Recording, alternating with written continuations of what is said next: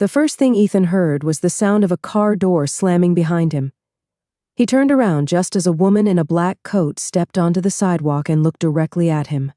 She was elegant, wealthy, and completely out of place on that freezing Toronto street. Then she held out a folder. "I want to buy you." Ethan stared at her. For the first time in months, someone wasn't looking at him like he was invisible, but he had no idea why this stranger had just offered him money to become part of her life, and 3 days later he would discover she hadn't chosen him by accident. Her name was Claire Whitmore. At 32, Claire had everything people assumed would make someone happy.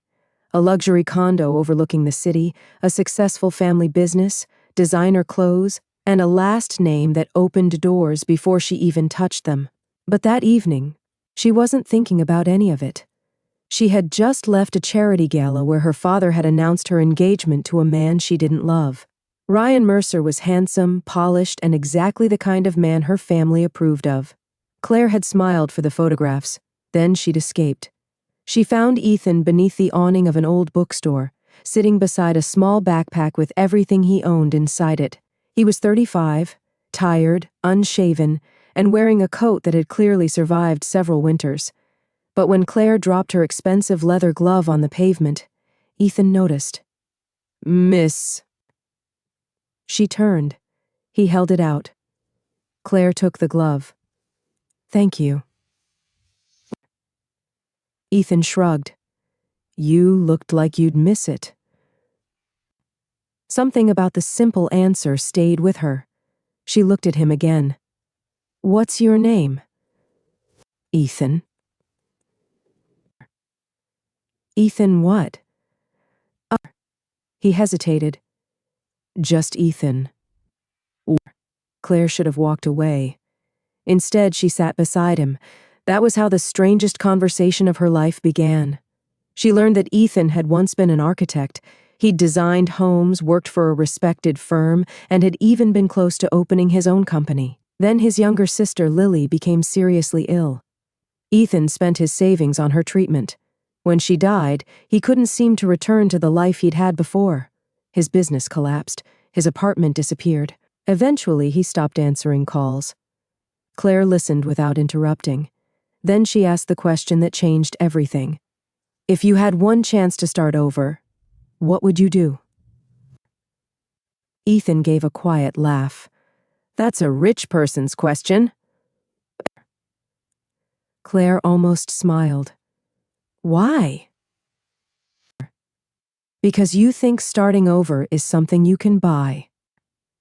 She looked at him. For some reason, that hurt. The next morning, Claire returned. Ethan was still there. She brought coffee and a sandwich. He refused the money she offered. She came back the following day. He refused again. On the 4th day, Claire finally said, "Fine. Won't accept money, accept a job."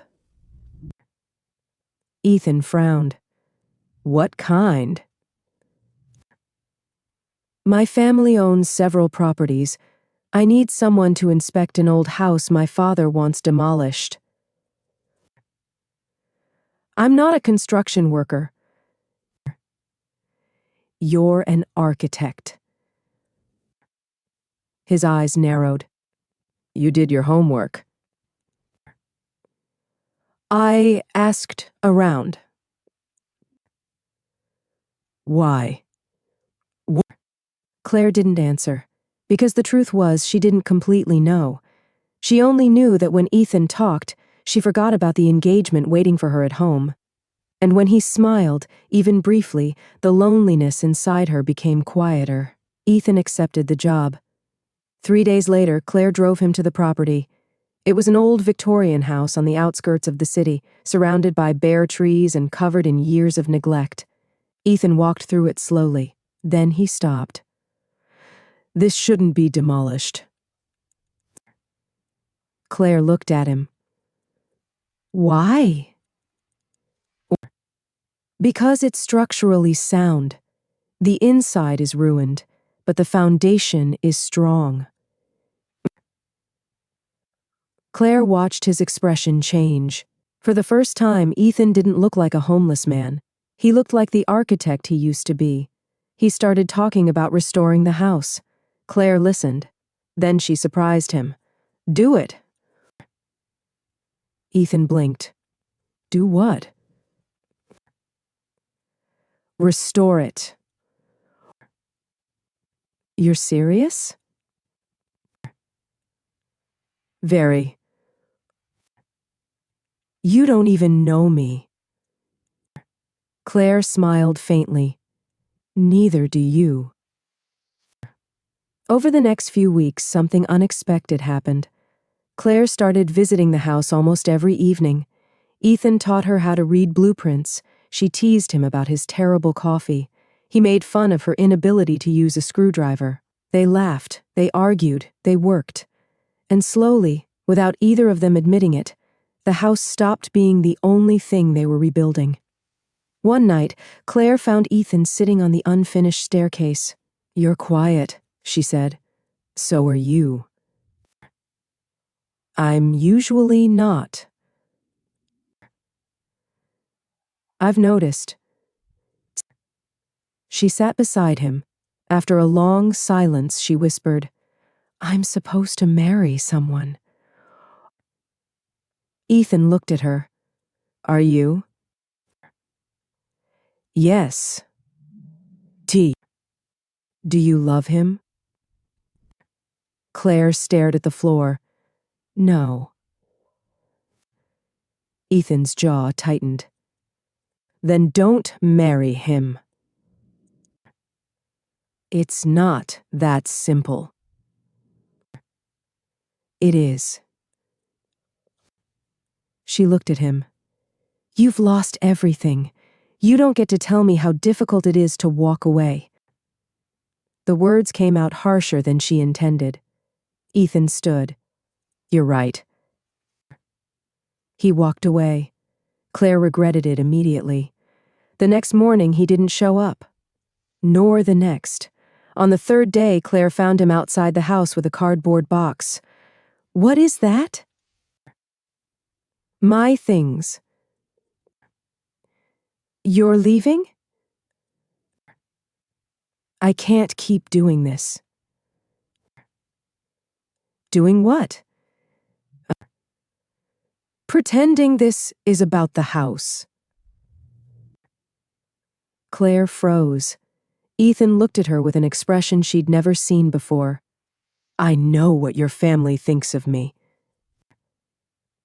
"They don't know you." "They don't have to. I know what I look like." Claire stepped closer. "I don't care." "You will." Then he walked away. Claire chased him. "Ethan!"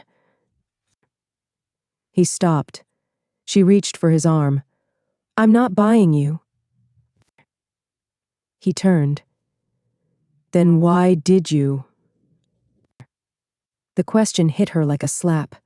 Claire couldn't answer. Because the truth was complicated. She had originally wanted to help him. Then she'd wanted him near her. And somewhere between those two things, she'd fallen in love. But before she could say it, a black SUV pulled up beside them. Claire's father stepped out. His face was cold. "Claire, get in the car." She didn't move. Her father looked at Ethan. Then he said something that made Ethan go completely still. "I'm surprised you're still using that name." Claire frowned. "What does that mean?" Her father didn't answer. Ethan did. "Your father knows me." Claire looked between them. "What?"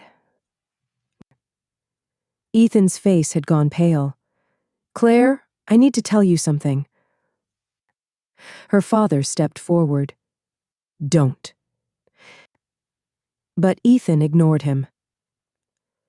5 years ago, I worked for Whitmore Properties." Claire stared. Her father had never mentioned him. Ethan continued. I was the architect who discovered that one of your father's buildings had serious structural problems. Claire looked at her father. Is that true? Her father's silence was enough. Ethan swallowed. I reported it. Your father told me to change the inspection. I refused. Claire's heart began pounding. What happened? Ethan looked at her. He fired me. Her father stepped closer. You weren't fired because you refused. You were fired because you stole company documents. Ethan's expression hardened. I copied them because I knew you were hiding the reports. Claire's voice trembled. Why would you hide a safety report? Neither man answered. Then Ethan said quietly, because if the city saw it, your father would have lost the company. Claire stared at her father. For years, she'd believed her father's success came from hard work. Suddenly, she wasn't sure what she'd believed at all. Then Ethan reached into his coat. He pulled out an old envelope. This. Claire recognized the Whitmore Properties logo. Inside were copies of the original inspection reports. But there was something else. A handwritten note. Claire read it. Her father's handwriting. It said, if Ethan refuses to cooperate, make sure no one hires him again. Claire's hands began shaking. You destroyed his life. Her father looked away. Ethan's voice was almost a whisper. I lost my career. Then Lily got sick. I couldn't afford her treatment anymore. Claire looked at him. Lily. My sister. The room inside her seemed to collapse. Ethan had never blamed her family for Lily's death. He had never asked Claire for money. He had never told her what he'd lost because of her father, and somehow that made everything hurt more. Claire turned toward her father. You knew? Her father's silence answered. Claire took off her engagement ring. Her father stared. Claire, don't be foolish. She placed the ring in his hand. For once, I'm going to make a decision that isn't good for the family. She walked toward Ethan, but he stepped back. Claire. I know. You don't know what you're choosing. Yes, I do. You're choosing a man who has nothing. Claire looked at him. No. She took his hand. I'm choosing the man who gave me something money never could. Ethan's eyes filled with tears. What? A reason to stop pretending I'm happy. Months later, the old Victorian house reopened. But it wasn't a private home. Claire and Ethan had turned it into a small community design center, helping people who couldn't afford safe housing. Ethan became its director. Claire walked away from her father's company and built a new business with him. They never talked much about the money that had started everything. But Ethan remembered. One evening, as they stood outside the restored house, Claire handed him a small envelope. Ethan opened it. Inside was a single document. He looked at her. What is this? The deed. His eyes widened. Claire. I bought this house. He smiled. You bought me a house? She shook her head. No. She stepped closer. Years ago, I thought money could buy anything. That night, I thought I could buy you a second chance. Ethan stared at her. And now? Claire smiled through tears. Now I know you can't buy a person. She took his hand. You can only give them a reason to believe tomorrow might be different. Ethan pulled her into his arms, and for the first time, Claire understood something her wealthy childhood had never taught her. She hadn't saved a homeless man. She hadn't bought him a home. She had simply met a broken man who still had the courage to stand up again.